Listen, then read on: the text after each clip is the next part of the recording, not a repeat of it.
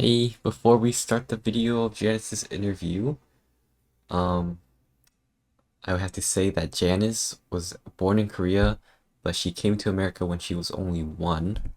But my assignment requires that the person that I'm interviewing has to have been in their culture, so Janice had to have been in Korea for at least 15 years. Um, so for a couple of the questions, we just like pretended that she was there for 15 years, and like the general stories that she was there for since she was 15. But um she's actually only been there for 1 year. So the questions might have been um, not right in the timeline, but most of the experiences that she actually had that she answered the questions with, she actually did experience those. And then also the questions are in the comments like below, so the timestamp should be right next to the question. So if there's a specific question that you want to see or see Janice answer, then just click on the timestamp and then it'll move you to that question. We'll start out with your name. Hello, my name is Janice, but my government name is Janice Yeun Kang.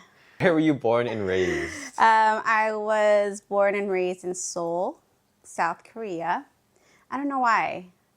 People always ask like North or South, and it's always like puzzled me. Is it like as a joke, or do they No, actually believe that? yeah, people have legitimately asked, like they always ask, followed up with like North or South.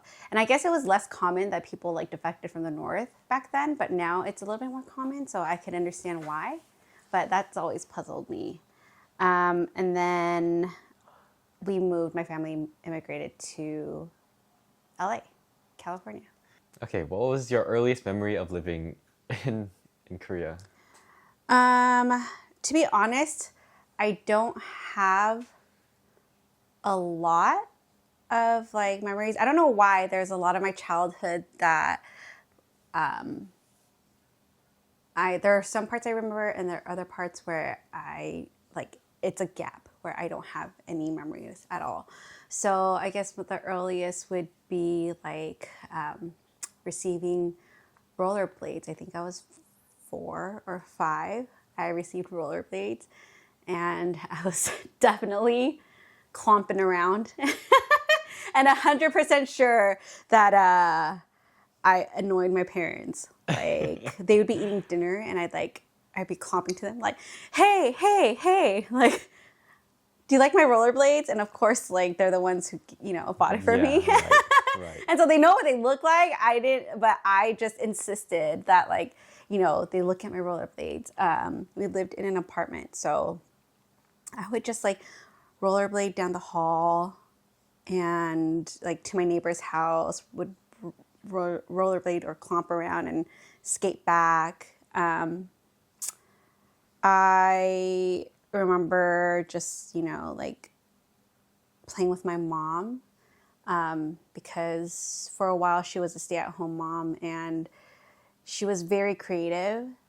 She was very artistic. She used to be a piano teacher. So she taught a lot of the church kids piano and a lot of the kids in the neighborhood. That's kind of how she made her side income. And so I remember my mom forcing me to play the piano. I would get bored, so like I would memorize things to play. So even up until like even now, I can't. If you gave me sheet music, I wouldn't be able to play it for you. But if I heard a song and knew the song, like I could play it for you. So yeah, those are some of my earlier memories. Just a lot of time with my mom, just enjoying, whatever new toy I got, and yeah. Nice. And that probably goes hand in hand with the third question. What is the fondest memory you have there? That's probably the same. The fondest memory. Yeah, those are some of my fondest memories. All right, so going on the opposite side of the spectrum, what is your least favorite memory that you have there? My least favorite memory there. I remember this one time I called my I called my mom lady just as a joke.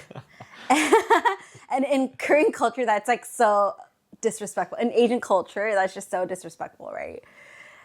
And I remember she was like giving me a bath, and I just like wouldn't stop. And so she's like, fine then, I'll just be a lady. You can bathe yourself and come out. And so when I was done like playing in the shower and, taking a bath, I was like, Mom, I'm ready. Like, you come get me, Mom. And then she wouldn't answer. And I was like, Mom. And then she finally came after a good minute or two, and she's like, I thought I wasn't your mom. I thought I was a lady. And I just remember her being so like upset, like, and mad, and I just couldn't understand why. But yeah, that was just one like specific. Let me know if I'm being like too specific. If you wanted. No, these are fine. Okay. The more you give me, the more I can write about. Okay. Yeah, it was just. That's one of like my least. And also, I didn't like the rain. Like it would rain, and it was just so annoying to me because. Did it rain often in Korea? Yeah, I mean, there are seasons, and we call it like typhoon, or monsoon season, yeah. And it would be it rain a lot, and of course, in Korea you walk around everywhere. It's not like here where you hop in the car.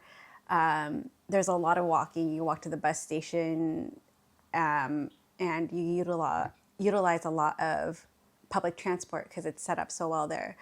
So in the rain, you'd have to walk to the bus station. In the snow, you would have to. And snow is not like all pretty and magical like you would think in Korean dramas. Like you get wet. It's like delayed rain, and so that's just the weather. You definitely have like 4 seasons, unlike California. So it's definitely a lot better here. Yes, absolutely. Okay, how many siblings do you have? I have 3 siblings. And their names are? Their names are Gloria, Jennifer, and William. Are those their government names? Actually, Do you remember their government They- names? I think because they were born here, those are their... No, I'm sorry. It's Gloria Ye Young Kang. It's Jennifer Yes Han Kang and William June Kang. Those are their government names. Yeah. Okay. And what did your parents do for a living in Korea? So my dad went to seminary school, very active in the church, and I guess eventually like my mom took on more of like, playing piano, teaching piano. And so that was their like steady income. My dad's mom, so my grandma, she owned a restaurant, and that's kind of, she helped support my dad for a little bit until we came here. But for a while, they were in wholesale for clothing, and then they like moved on to a textile factory. They did a lot of things. Yeah, they were always self-employed for the most part, from what I remember. So yeah, that's what they did. What was education like for you and your parents growing up? For my parents, they finished up until some college. My mom went to like an art college for like I think a year or 2. Oh, really? For piano? No, I know she painted for a little bit. Oh, really? Yeah. And then my dad went to seminary school and he graduated. So he finished college. Education for me, I did not like school. I did not like school. I wasn't very studious. I remember there was a lot of crying, a lot of math memorization, like times tables, and like dreading being quizzed, and just a lot of crying. So school is not a fun time. Yeah, I do not have fond memories of school. Okay, and then did you take an English name when you immigrated to America? Yes, it's Janice. Yeah. Why did you choose Janice? Were there like any other options you were considering? Or? So there are different stories floating around. Like one story is supposedly I chose my own name. My sister says that like our like old pastor friend of ours like gave us our names. And then my dad says like he gave me my name. So I don't know So you don't know what to believe. yeah, I don't know what the truth is. It just happened. All right, we're moving on to traditional beliefs now. Mm-hmm. What beliefs do you think are important to your culture? To my culture. Like some examples are like, do Koreans believe in one specific religion, or what values do Koreans hold, like education or money? I guess I think definitely times have changed, and so beliefs, have shifted. But from my personal point of view, growing up, my parents were very strict. I couldn't talk back, was not allowed to have opinions of my own. I'm the oldest, so of course I had to do whatever they told me, asked of me, helping my siblings with their homework. Like if they did not do well on the tests, like that was somehow my fault. So it was very strict, very family oriented, a lot of respect your elders, take care of your siblings. My parents were very religious. As I mentioned, my dad went to seminary school, so they were very big Christians, and I call them real Christians because for me, I was born into it. So because my parents were Christian, by default, I feel like I grew up Christian, but they actually, that's not something that they inherited from their parents. So I feel like that was a choice they made, and that was what they chose to believe. And I think that's where the differences are. Growing up, definitely, it was like, oh, you have to go to church every Sunday. We did not miss church. Yeah. So family, respecting your elders and going to church were the biggest things. Do you think being like forced onto Christianity like pushed you away from it? I don't think it was being forced into Christianity that kind of drove me away. I think it was the people. Yeah, it was more so the people. You didn't like the kind of community that they had? The environment. So then now all of the things, all of those beliefs, but times like 10, because all these different adults in your community, they also have expectations. They also have rules that you need to follow. Yeah. The way that you behave at church. Obviously, like for example, our pastor or pastor's wife valued church a lot more, than the average adult would, and so those kind of values, they kind of disciplined all the kids at church with those types of values. And so like it's a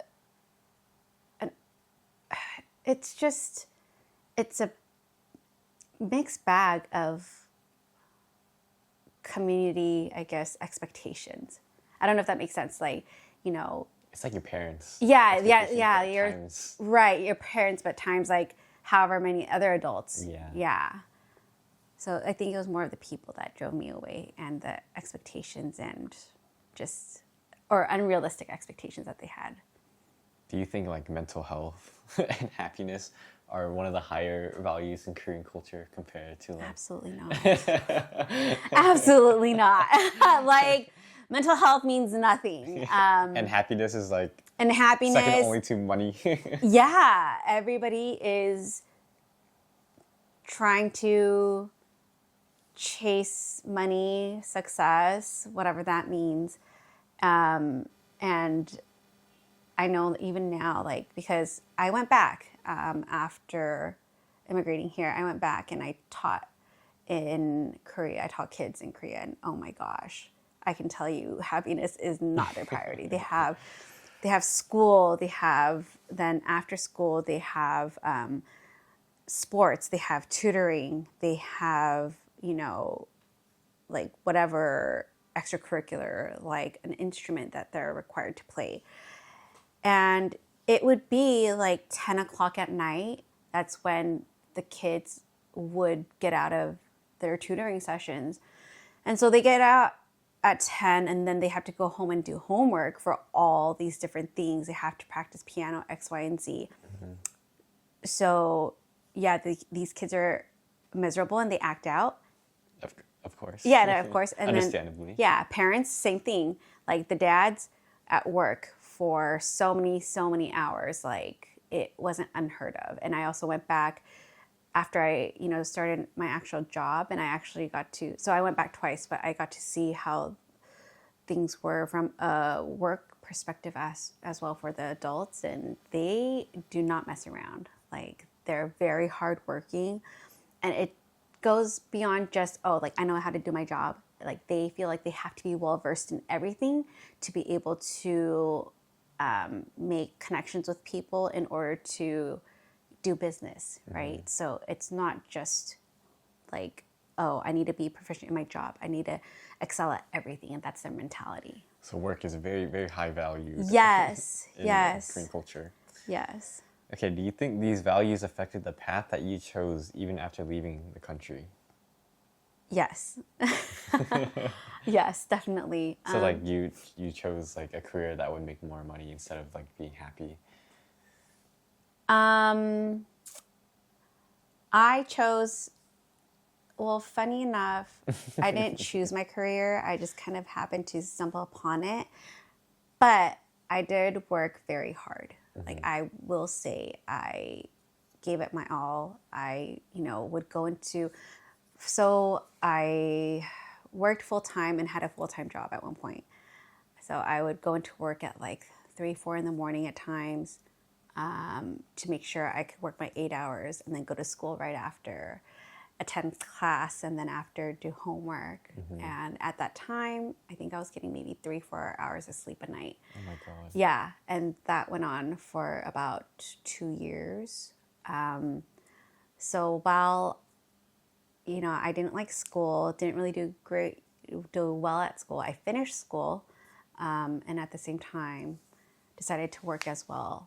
And I just knew that I had to. Mm-hmm. Like, there were no ifs, ands, or buts. Like, it didn't matter if I was tired. It didn't matter that I was only sleeping like 3, 4 hours a night and delirious. It didn't matter. Like, I knew that I had to finish school. I had to make money, and that's just how I was going to get through it. Yeah. Very hardworking. The values show through. So are these beliefs that you grew up with, do you still hold them today? No. No. And is it okay if I speak about my accident? Yeah, go ahead. Okay, so I'm gonna ask about it later. Yeah, I didn't want to jump ahead though. So recently I got into a motorcycle accident, and it was I ended up with a moderate to severe traumatic brain injury. And since then, it's really put things into perspective for me. So work, making money, and mind you, like I wasn't making like amazing money, but I wasn't not making money, right? Mm. So like I was making 6 figures, and like I was climbing the corporate ladder, so to speak. I started out as like a QC tech. I moved into product management and like an associate product manager. Like I was trying to get somewhere. And that's what I was focused on. That's what consumed my life. Back before COVID, going to happy hours with my coworkers, feeling obligated to go out and, talk to my bosses, making sure, I was being recognized and noticed and things like that. And, I told myself, oh, by the time I'm this, how many years old, I want to be making this much. Like I want to be making like, let's say 150 grand. I want to be making 200 grand, like at a certain point. And all of that just did not, like overnight, that just kind of changed. It didn't matter because when I got into my accident, I was no longer independent. So I couldn't even sit or lay down on my own. Like my husband had to help me. My brother had to come help me. I was at the mercy of somebody else, right? And so, I couldn't walk. It was really hard and painful for me to like get up and shower, do basic things I could do before, like walking, right? I couldn't even do that. I couldn't every time I had to use the toilet, my husband had to help me. Like, Yeah. I was literally like a child again. And so none of that mattered. Like nothing, like money wasn't going to help me. What my title was in my company wasn't going to help me. I was just so focused on, okay, like how am I going to get through today and tomorrow and next week? And how am I going to get better? Like, are things going to get better? And it just shifted my perspective so much. So no, I am nowhere near that. Like now, before my mentality was, oh, okay, I have a project that requires me to go in at 1 a.m. and then come back at 8 o'clock. And then, I have to do that for a couple of days. I'd be, exhausted. I'd be, so cranky, whatever, would be taking things out on my family, but I'd be like, no, it's fine. Like I'm making money. So it didn't matter that my relationship was being affected. Like my relationship with my parents were being affected, with my siblings, with my friends. It didn't matter. But now I'm just like, okay, life is too short. What do I want to do with my life? Are you going to be chasing money all your life? Or are you going to take time to like enjoy the people around you and enjoy your time with your loved ones and fill your time with things that you actually enjoy, like makes you happy, right? Versus things that you feel like you have to do. Yeah. Yeah. So now it's like more relationship based than career based. Yeah, absolutely. Do you think any of the beliefs that you grew up with are worth keeping?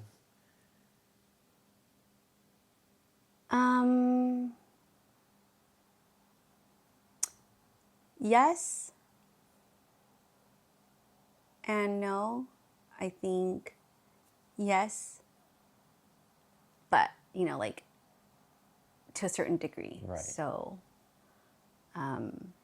just being really hardworking.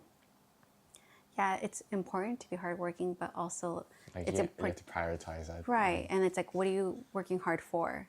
Who are you working hard for? Right? Like, what do you want to be able to do? So for me, I'm thinking, okay, if I'm able to help support my parents, my siblings when they need things, like that's success to me, right? It doesn't matter how much I'm making or whatever. It's just, am I able to help others with where I am, with what little I have, right? To me, that's success, or with whatever I have. So yes, in certain ways, religion. I have been going to like morning service. Oh, really? Okay. Yeah. I remember last year your goal was 1 mass a year. I know. And now it's going up. It's going up. It is. Good to see So that. yeah, it's from Tuesday to Friday at 6 a.m. and I've been going.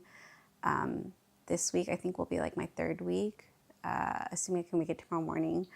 But no one's forcing me to. No one's asking me to. It's just something I feel like, okay. It's almost like, being at home and meditating, except you're doing that at a church. It's like, You have a place to do it. right. To It's a encourage place you to do it. exactly, and with other people. So I'll keep some of that. But if my dad's like, "Did you go to church today? Like, you should go." I'm like, "No, because I'm tired. Like, I'm not going to go to church if I'm tired. I'm going to stay at home and sleep." Right. That I need to take care of my health. Yeah. And that wouldn't have been that before. Before, I think I would have been like, "Oh, okay, fine." I would have felt so guilty and had to respect my dad and his wishes. So I would feel like I'd have to go, and I would sacrifice my health, for that. But I no longer do that. With Christianity, you kind of have to like find your own way into it. I think so. Yeah, because like you're going back to it now after not going Yeah. for a while, so Yeah, it feels more fulfilling when you do it yourself, right? absolutely. Absolutely. Okay, which of the beliefs that you grew up with do you think should be done away with? Oh. Like just they're not worth keeping. It's not that it's not worth keeping, but I think like just the blind trust that you have in adults, I don't agree with that. Like not questioning why you're doing certain things and just blindly following what your parents tell you to do or the adults in your community tell you to do. I am so not for that. Just because That's a good one. I think you should question like why.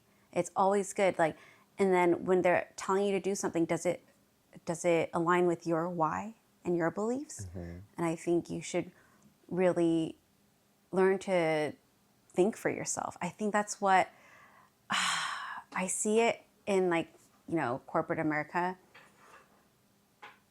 I feel like a lot of Asian Americans don't get recognized, and they don't, a lot of people don't climb to the top very quickly because they think, oh, if I do what my boss tells me to do and I just do that, then, I'm fine. Like I should be excelling, right? Because that's been our entire life. Like you're a good person if you do what your adults tell you to do, your parents tell you to do. And that's not what it is. When you go into, the workforce, people hire you because they want to see what ideas you have, what different ideas you bring to the table. And if you're not bringing anything different to the table, then you're kind of replaceable, right? Yeah. You have everybody else who can come up with let's say A, B, and C, but how many critical thinkers are there? How many creative people are out there that can come up with something, different? And so I think in American culture, I think it seems like you're not more celebrated, but you're more recognized for being different than being the same. It's like the opposite of Asian culture, Yeah. where America you have to kind of conform to everyone else's. Well, no, sorry, in Asia you have to conform to everyone else's like standard. Yes. But in America you have to like put yourself out there Yeah. to stand out. And I think that's very important. All right, moving on. Obedience to family is an important value that Koreans hold. Do you think that has inhibited you from anything that you wanted to do in your life? Yes. When I was in high school, I went to an after-school class, and I don't know if you guys have it. It was called SCROC, Southern California Occupational something. It's where like it was an after-school class you could go to learn something new that was like a course that was not provided at your high school. So I went into a first responder class and I enjoyed it. Interesting. You could have been an EMT? Yes. Whoa. Yeah, yes, absolutely. So I enjoyed it so much. I excelled. That's where I excelled. Yeah. Studying for that class was nothing. Like I did very well. Everything, all the material came so easy. I was passionate about it because, I wanted to help people. I thought it was great. And then the following year, I wanted to go into the EMT class. And my mom was like, no, you can't. And then I said, okay, well, all right, I guess I can't. Oh, no. And then I kind of lost that passion. And, I think that was like one of my biggest regrets back then, like not doing that, because I feel like that could have led me to like a career path in nursing or something in the healthcare field, right? So that was my biggest regret. And I remember thinking, man, like I regret it so much. Like, and yet here I am years later still regretting that, but my mom's not regretting it, right? Yeah. So why am I going to let my mom make decisions for me that I'm going to regret? Like if I'm, Yeah. like I'd rather make my decisions and regret them later versus regret something that I didn't even decide on. Does that make sense? Yeah, yeah. Yeah. Oh my gosh, you could have been an EMT. That would have been I cool. could have. I could have been a doctor. I could have been a doctor, and my parents could have been so proud of me. And yet, that one thing she said no to. What was her reasoning? What didn't she want? She didn't have one. She Jeez. didn't have one. She's just like, no. Yeah. Oh, she said, I think she probably said something like, you have to focus on your class. I'm like, but this is a class. And I don't know, something ridiculous that she didn't know about. Yeah. Interesting. All right. This kind of ties into what we just talked about, but do you feel like you had a choice in what you wanted to be when you grew up, or was it forced upon you? My parents tried to force me to become a doctor. I went to UCR as a biochem major. And obviously, like I told you, I don't like school. I didn't really excel at it, and then you're like, biochem, that's, rigorous classes. Yeah. So that didn't jive. But I currently am in marketing. So I'm a product associate marketing manager, and I just fell into it. And product management, product marketing, that's what I've been doing the last 10 years. So you really didn't have a choice in like what you're gonna do when you grew up, but then Yeah. after you did your marketing, you had a choice, right? Or do you still not feel like you? It wasn't like a choice per se. It's something that happened, and they just had to deal with it. Like that. I mean, they obviously gave it the expectation that I would become a doctor, and then they didn't have any other expectations of me then. After that, so I was like, okay, well, I got a job at this company, and they're like, okay, fine, like work while you go to school, and they didn't know I was going to be doing this for the next 10 years of my life.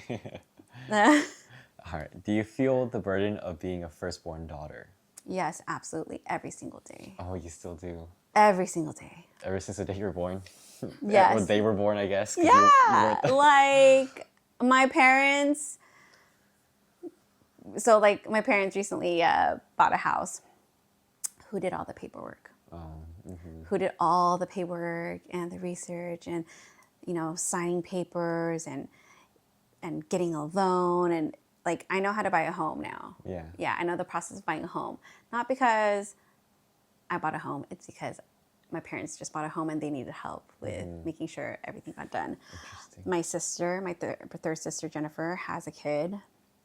She's divorced from her, then husband she had the child with. And, I feel like a lot of the responsibilities of helping to take care of her falls on me. My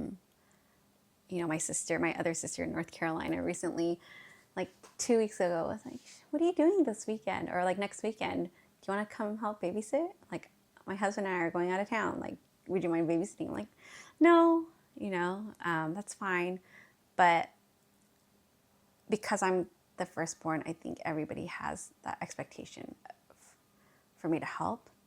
That you're always going to be That there. I'm always going to be there, that I'm the person, that go-to person when something happens, when people need help. Like my brother, he was trying to move into an apartment, his own, very, very own first apartment post-college. And then he ended up finding this one place, had fleas. There was like a flea infestation. No.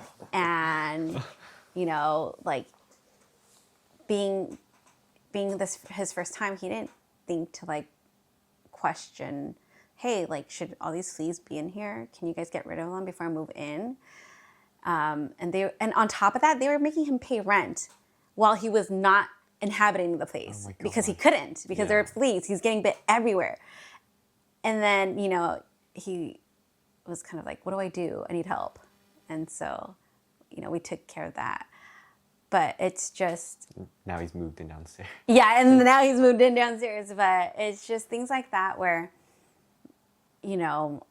usually it's the parent that helps, right, with their grandchild or like their children moving out and things like that. But for whatever reason, it's always just kind of been me. And they know, my siblings know to call me. Like if they get a flat tire on the side of the road, they'll call me. If they need, money, they'll call me. Before going to my parents, like sometimes it wouldn't Yeah. even occur to them to go to my parents. Yeah. So yeah, Do things you, like that. do you think it's because like after moving to America, you're more versed in this culture than they are, or is it do you think it's just because of Korean culture in general that the firstborn daughter is always holding that responsibility? I think maybe a little bit of both. I think, yeah, I never looked at it that way. Like, oh, my sister probably might know more than my parents because my parents don't really know much. So that's actually a really great point and a really great way to look at it. So I could see some of that, but also my parents, I think, when my siblings were born, weren't around that much, and so I think that's why they just come to me. Yeah. And there's a bit of an age gap too, so maybe, yeah. Yeah. So. All right. Do you feel that you're forced to grow up faster than your siblings in order to take care of them? Yeah, definitely. Yeah. Yes, like, yeah, without Like, a for doubt. sure. For sure, because I know that because, like, I'm always thinking about my parents and I'm thinking about my family, and my siblings are just thinking about themselves. They have the luxury of just thinking about themselves. They don't have to worry about my parents. They don't have to worry about each other, because I'm doing that. Yeah. Yeah. So, definitely. Oh, Janice. Okay, we're gonna move to when you moved to the U.S. Yeah. What were your expectations for the U.S.? I didn't really have any expectations because my aunt and my grandma were like, this place is great. Okay. Yeah, but Great. then also, like, I know that my dad didn't really want to move here. So I didn't know what to expect. Like, I don't know anything about this place. One parent is saying, let's go. The other parent's saying, no, let's stay here. So I was just kind of like, oh, well, it's not like I really had a choice. Were your expectations met or were you disappointed? Neither. I did not have any expectations Okay. Why did your family come to the U.S.? because my grandma and my aunt were here. Great, great. I love it. Blowing through these questions. Yeah. How did you think the values differ in the U.S. compared to Korea? So we kind of touched on this earlier. Yeah. Yeah, we touched on that. It's very different. Focus is different. What would you say like the biggest one is like the biggest value here in the U.S. compared to the biggest value here in Korea? I think, in Korea is like very much about like family first, and here in America it's all about independence. Okay. Yeah. Did you notice any changes in gender roles? Yes, because my mom started like going out. I think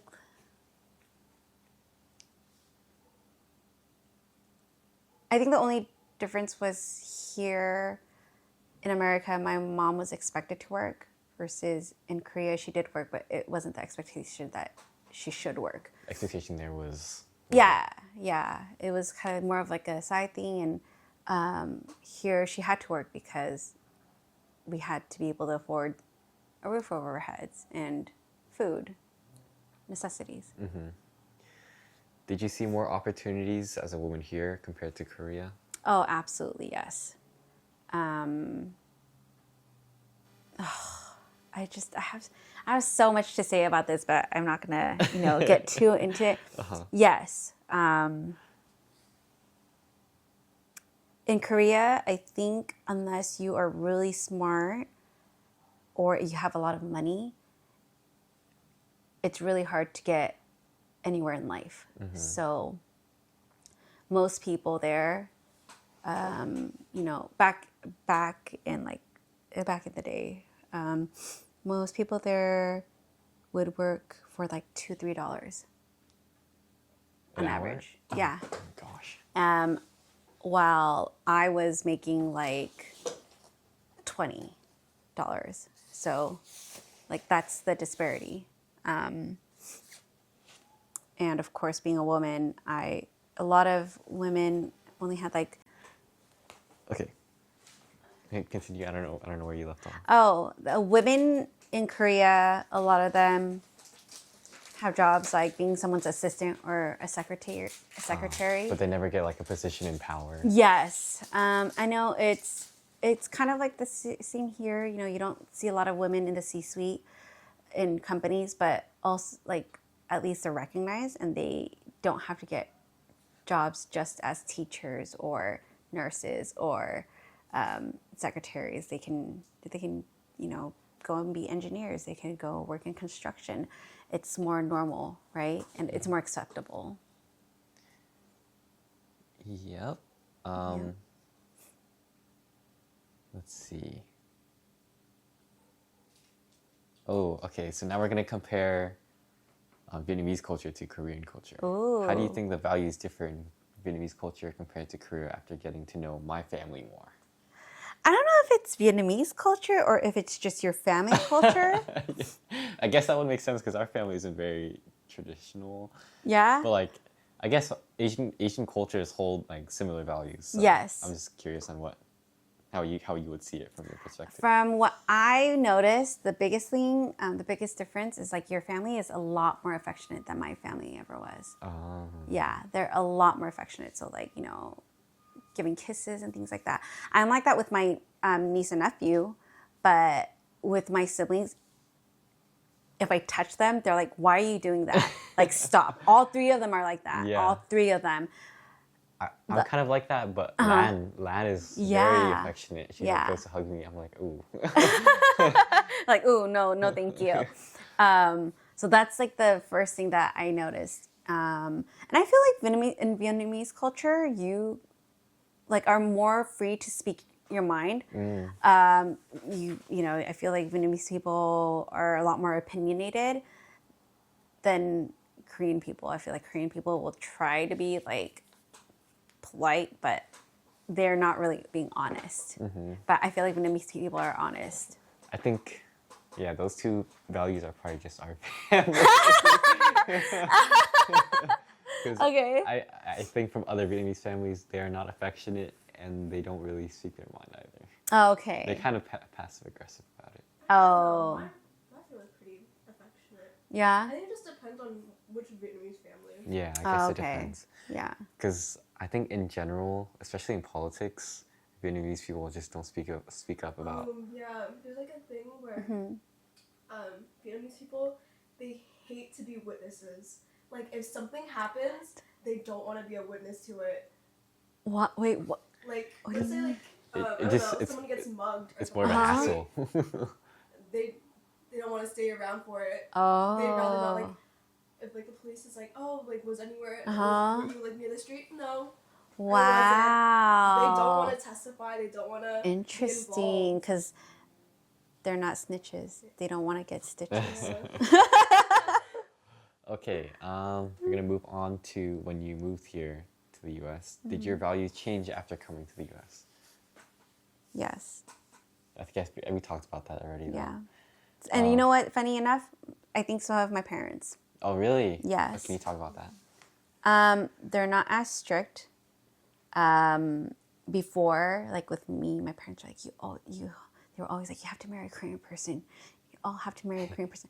I'm obviously not married to a Korean person. My sister is married to a Caucasian guy. My other sister was married, the one who's divorced was married to a Hispanic guy. You're like collecting all the stones. Yeah, and then like who knows what's gonna happen with my brother? Maybe he'll like not ever get married. Who knows? Yeah. And so like I think, you know, now they're like, oh, okay, as long as you guys are happy, it's fine. They're a lot more liberal. They aren't so strict, and there is no strictness. There's like no disciplining. I feel like the further down the line they got, the less disciplined, like, my siblings got as well. So they've changed. Yeah. Did you see like that change gradually, or was it kind of sudden, or? I feel like it was sudden when my siblings came along. As soon as like, my siblings, right, I think maybe, I don't know if it's like they got tired of parenting, like, or they expected me to do it. But all of a sudden, like, I could never go out, and my siblings would ask to go out and like wouldn't come home till like 9 or 10, and they were all of a sudden okay with it. Meanwhile, like, I could only go out like once a week, or definitely had to be home before 7. Things like that. It was just like weird. Yeah. Okay. Did the plan for your future change when you moved here? I would think, yeah. Because I remember my dad, even when I was younger, telling me that, like, oh, you're going to get married to a friend of, like, a son who's of a friend of mine. He wanted you to have an arranged Yeah. marriage, but then you got to live your own life. Yeah. So, like, that was one of the things I was like, okay, all of a sudden. Okay. It's so weird. Were you able to adapt to U.S. customs quickly? No. No. No. I remember you talking about like food, like your lunches. Yeah, like, food was a very different thing. When people were like, do you want to sleep over my house? I'd be like, no, I can't. I'm not allowed. Like, I can only sleep at home. And then they'd be like, ask your parents if you could go out. And I'm like, no, I can't. What do you mean? Like, things like that. What was the question again? Were you able to adapt to U.S. customs quickly? No, not at all. I feel even now, I think there are a lot of like customs I don't know. There are a lot of unspoken things that I don't know about. And so I think it's hard. Yeah. And I only notice it because like I would go out to business meetings with my coworkers and like my bosses, and like some of the things I would say, they're like really, I would get like kind of weird looks, and so. Interesting. Okay. Yeah. How did you do in school? We already talked about this, but Yeah. go a little more into detail. How to do in school? Yeah. Like what subjects, I guess, were harder for you? Math was hard. Yeah. Math, oh my gosh, math still gives me, I'm still traumatized by it. What's funny? I liked English. I always did well in English. And I always did better in the honors classes than the regular classes. Oh, okay. Because I feel like honors classes challenge you more, so you have something to pay attention to. Oh, maybe, yeah. Maybe you're just bored in the regular I classes. can't imagine. I feel like I had like ADHD or something. You know what? Maybe, I don't know. Was it more challenging or easier than a Korean school? Definitely easier, but I feel like the expectations in Korea Yeah. were a lot higher for students. yeah, I would like, you know what? I think, now thinking back, I'm like, that's probably why I had like really bad anxiety. Because like everyone's just so strict, and you're like, you have so much on your plate, and everyone expects so much from you. And you're being pulled in a million different directions. As we're here, I'm like, okay, like, I mean, even if you're not doing well, your teachers don't care that much. They just don't like you. But they're not going to like smack your hand, Yeah. or you're not going to get like severely punished. What? Okay, let's see. What were some cultural shocks? When I came here, people didn't eat kimchi with everything. My parents did that. They would go to In-N-Out and they'd have a burger and they'd be like, we need some kimchi. I grew up eating spaghetti with kimchi. Oh my god. Yeah. That's so funny. I think the food's different, and I just didn't understand. I feel like people are more relaxed here. Yeah. And so I didn't get that. I was like, whenever I went over to a friend's house, I was always on edge, and like my friends would just be like, "Dude, are you like, let's just do this. I'm like, are we allowed to? Like, we should be quiet. Like, we shouldn't play so loudly, or like, just like, oh, also shoes. When shoes in the house, that was like the weirdest thing to me. Like, when people wear shoes in the house, it just didn't feel right. I don't know. Yeah. Were you able to make any friends when you first arrived, or was it difficult? It was difficult because my English wasn't good. And I think obviously I didn't know what was going on. So I had a lot of trouble just trying to adapt and just to figure things out, like things that were common sense probably. Yeah. So yeah. And also I dressed weird. Like I just dressed weird, differently. I had a different, like, I remember having a Winnie the Pooh lunch pail when obviously I was too old to have it. And I got taunted, like I got bullied. I was like, Oh no. I know, I try to like, flip it upside down and be like, this is not a Winnie the Pooh lunch pail. But like my parents didn't know better. And like I'd be like, hey, can I get a brown bag? And they're like, what's a brown bag? So like my mom tried to pack my lunch in like a plastic bag, and that wasn't cool either. And yeah, life was tough growing up. Okay, we're gonna move on to health and sickness. Uh-huh. Are you healthy? Not really. Right now, you aren't healthy. Not really. Can you explain? I get headaches a lot, because my accident. I'm on medication. I have to take like certain medications every day. Now taking like a million different vitamins and things like that. I used to run marathons, and now I'm running I'm having trouble running 2 miles, 3 miles a day. That's still pretty good. That's still pretty good. Yeah, but then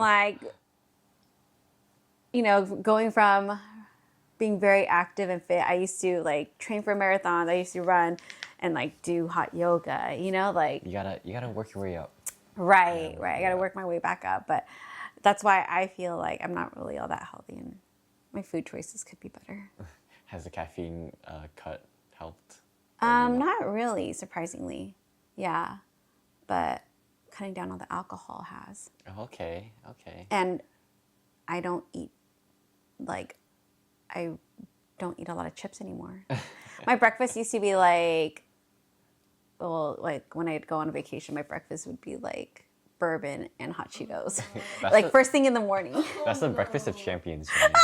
That's so bad. And then when you get old, you're just like, you were insane. This is why you have acid reflux. This is why you can't run. Oh my God. How long ago was your accident? It was a year ago. It's been a year. Yeah. It's 2 days. No, actually, it's a year tomorrow. Oh my gosh. Wow. Yeah, a year tomorrow. That could have been your death anniversary, Janice. It could have been my death anniversary. That's what I If it mean. went just a little bit more wrong, Yeah. you would be mourning your death. Yeah. One year. Yeah, that's what I mean. Like your life perspective, it just shifts. Wait, so your crash was a day after Valentine's. Yeah, it was on the 15th. Oh no. Yeah. Did you grow up healthy? Not really. No? No, I don't think so. Because when I was younger, I didn't really, you eat anything and everything, and we grew up poor. So we had a lot of instant food. We didn't have a lot of variety, especially in greens and stuff like that. My mom really wasn't around as much to cook for us. I did a lot of the cooking, and you can only cook so much when you're little, right? Yeah. We're younger. Right. So It's like spam and rice every day. Yeah, exactly. So was I healthy? No. Did I pay attention to my health in, high school, college? No. I am a little bit more conscientious of it now. Are your parents healthy? Relatively. My mom has a heart condition, but she eats very healthy. My dad does not have any like conditions, but he could be eating better. They do exercise though. They go for walks every Oh, day. that's cute. Yeah. Is she doing better after her surgery?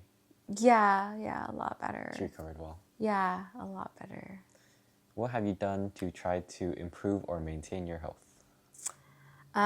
So this year, your uncle and I have been doing, well, actually, your uncle has been doing a mile every day, because he has like a little bet going on with his coworkers. Ooh, Yeah. I didn't know that. Yeah, I have been healthier because I've been like, doing more of that with him.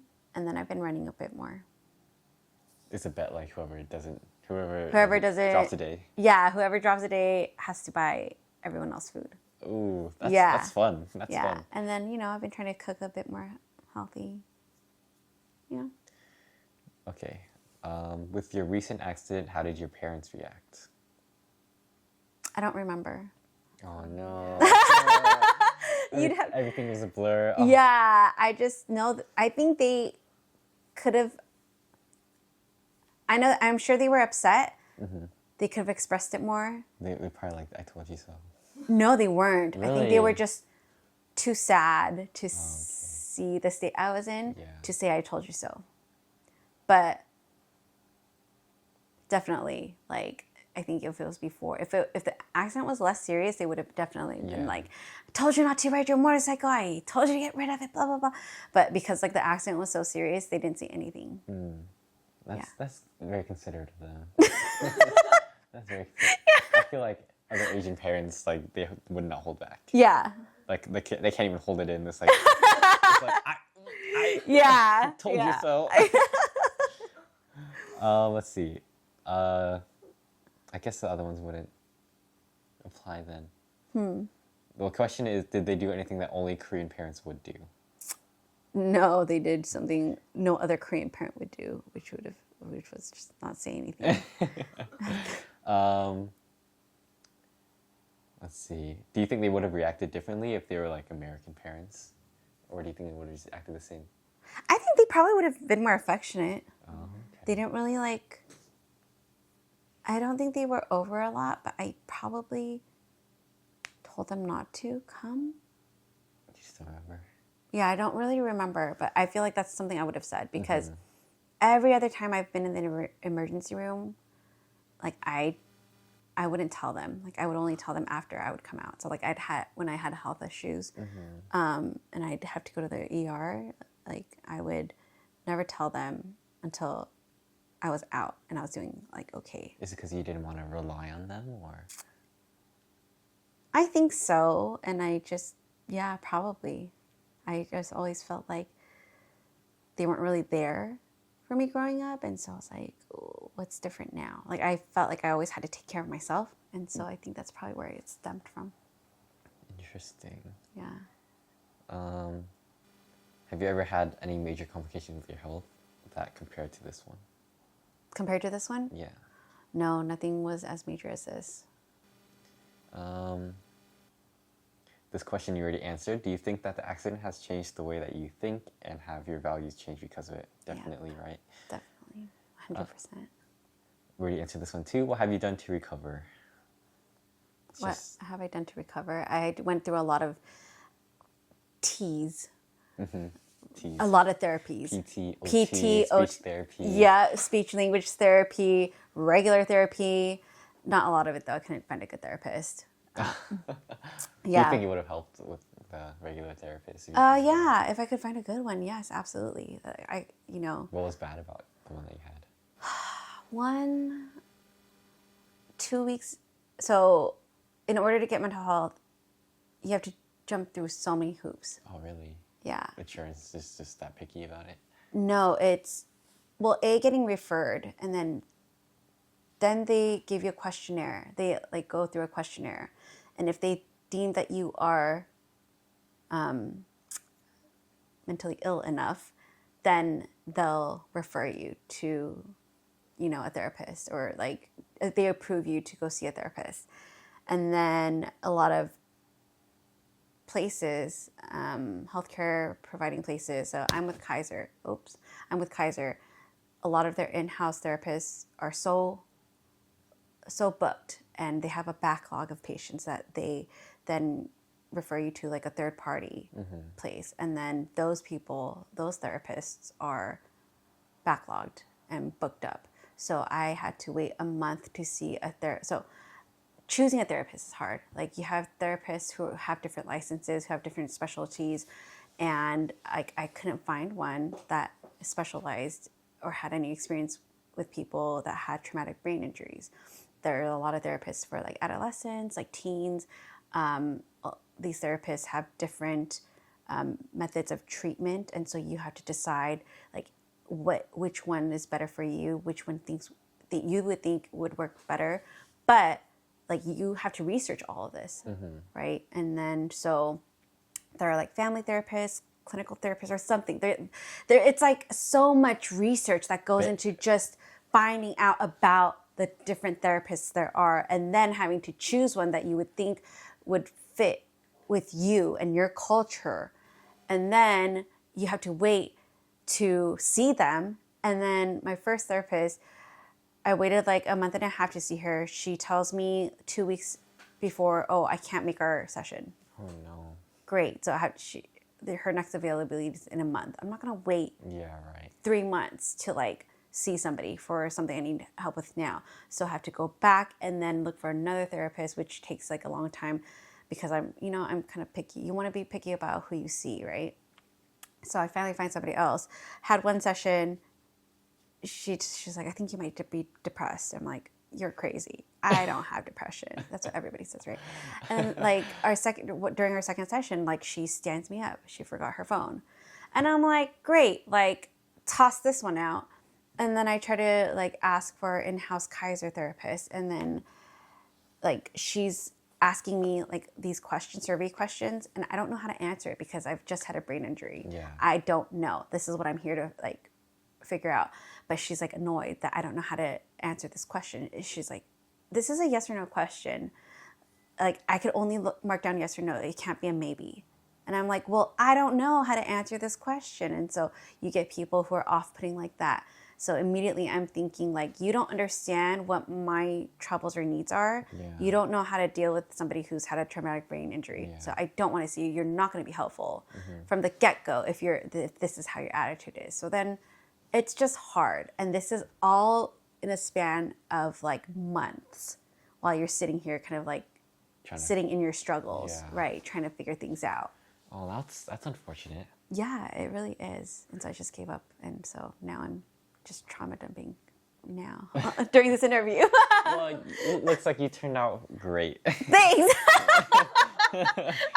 That would be a good business opportunity though, like having like an organization that helps you find therapists. Yeah, and like kind of walks you through the different people and their different specialties and stuff like that. Yeah, because there's a lot of different approaches to therapy. Yeah. Different, like the Freudian or Exactly. Yeah, absolutely. And then imagine having to, like, while you're sitting here worried about something else, having to research all of this information. Yeah. And with a traumatic brain injury, like, as, severe, moderate to severe as mine, processing information, your cognitive abilities are hindered. So, like, I'm not completely, before I wasn't completely aware, or I couldn't fully understand what I needed.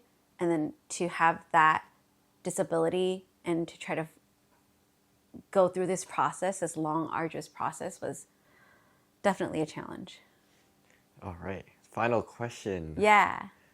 Really quick, run me through a summary of your entire life. It doesn't have to be super specific, just from childhood to immigration to education, career paths, and then how you ended up here.